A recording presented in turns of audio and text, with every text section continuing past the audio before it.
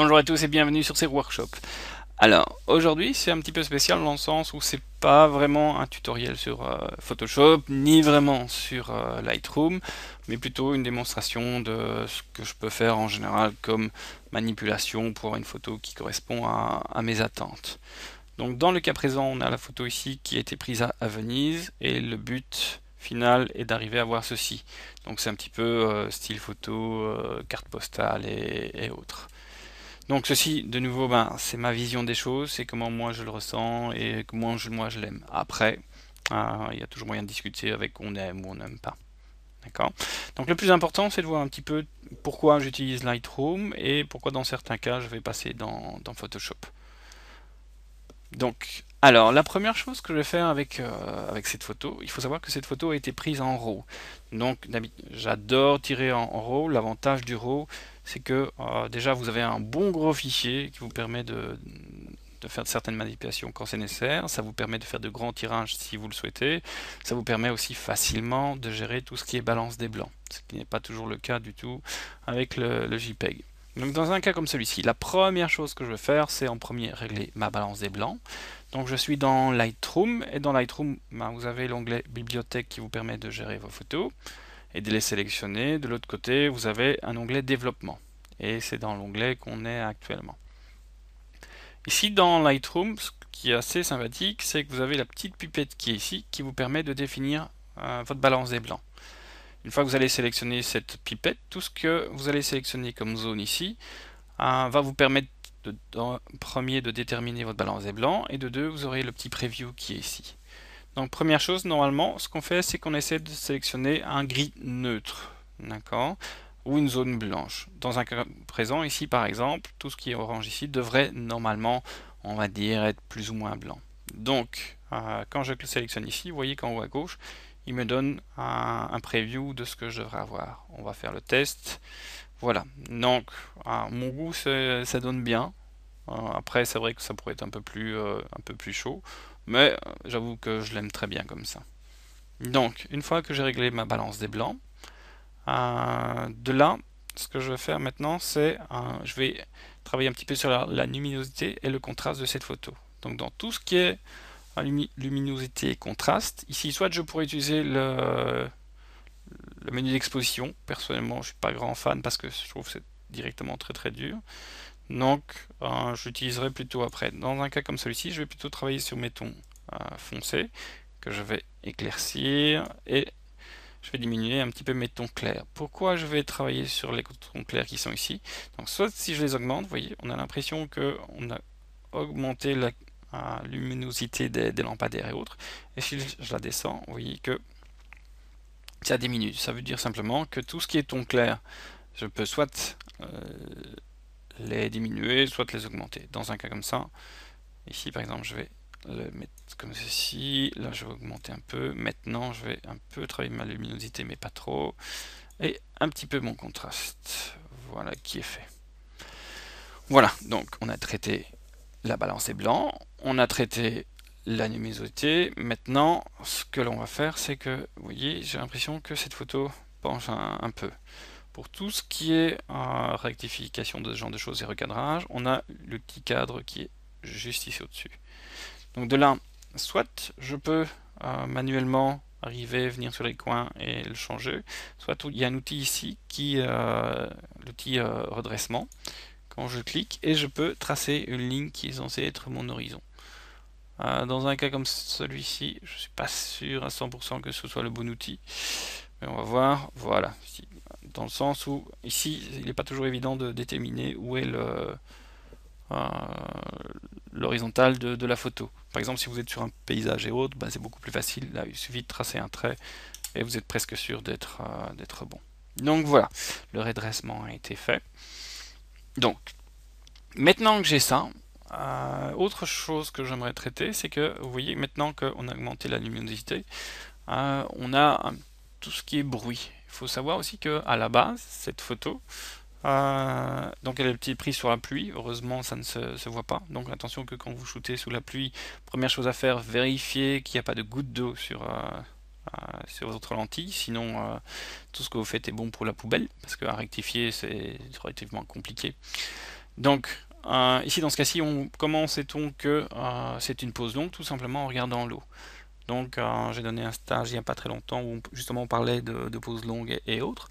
Ben ici, par exemple, c'est un cas où en laissant encore un peu plus longtemps, on aurait pu avoir l'eau qui était complètement lisse et ça donne donc cet effet-là. Donc, si je vais dans Lightroom, si je viens ici au-dessus, vous voyez qu'il me donne mon ISO. J'étais avec un 35 mm à 14 et avec une pause longue de 15 secondes. Donc, ce que je vais faire maintenant, c'est que je vais venir et je vais réduire ce bruit. L'avantage que l'on a, c'est qu'on a un menu détail et on a un outil qui est relativement performant dans Lightroom qui nous permet de réduire le bruit. Voilà qui est fait.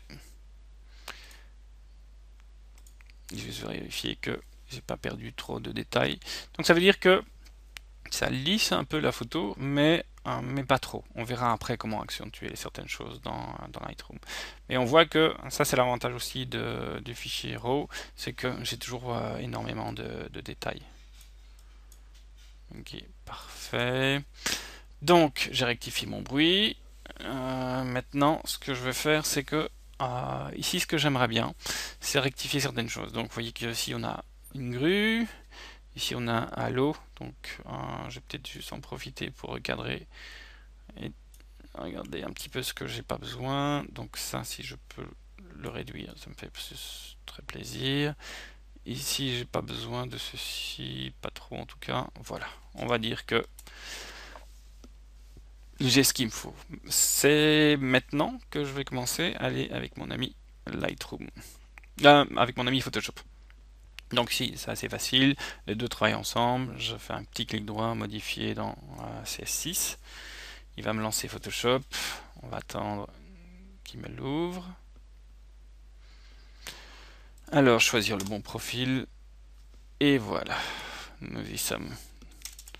Donc ici, je vais agrandir un peu, voilà. Donc, première chose que je vais faire, c'est déjà enlever cette grue. Alors, ça reste relativement simple avec notre ami Photoshop. Maintenant, il y a énormément de moyens de le faire. Moi, personnellement, celle que je trouve encore la plus sympathique, c'est je passe avec mon ami le tampon. Donc, il faut savoir que à la base, le tampon va me permettre de prendre une zone et de l'appliquer ailleurs. Donc ici, j'ajoute toujours un calque. Donc l'avantage de Photoshop, justement, c'est qu'on travaille avec des calques. L'avantage, c'est que si jamais vous faites une erreur, ben, vous supprimez le calque ou autre et vous avez moins de problèmes. Donc ici, je vais supprimer ce joli petit cru. Donc je prends une zone que j'applique tout doucement et voilà. Alors je vais agrandir pour être certain de ne pas. Voilà. Donc je reprends encore un peu ici. Je prends un peu. Voilà. Encore un peu.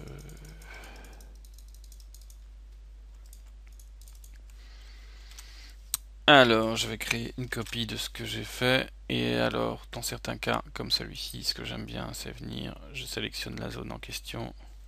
Limite, je peux même la prendre un peu plus grande parce que à la base, jusqu'ici, je lui ai dit, voilà, tu m'appliques ce genre de choses. Bon, en théorie, j'aurais pu directement essayer, mais alors, je trouve que souvent, on a quand même encore des tâches et autres. Et je vais être certain que il me nettoie bien le tout. Donc ici je vois que j'ai encore un tout petit morceau de rien du tout. Je vais reprendre mon outil tampon. Alors je vais diminuer un peu ma brosse. Voilà qui est fait. Je prends ceci et j'y vais doucement pour... Voilà. Voilà, donc... Parfait. Donc ici j'ai ma photo. Je peux l'agrandir un peu, voilà. Je vérifie s'il n'y a pas trop de choses que j'ai envie... Non, voilà.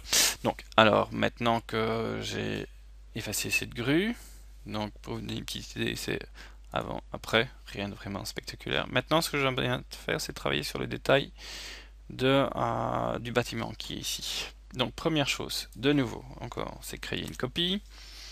Voilà qui est fait. Alors,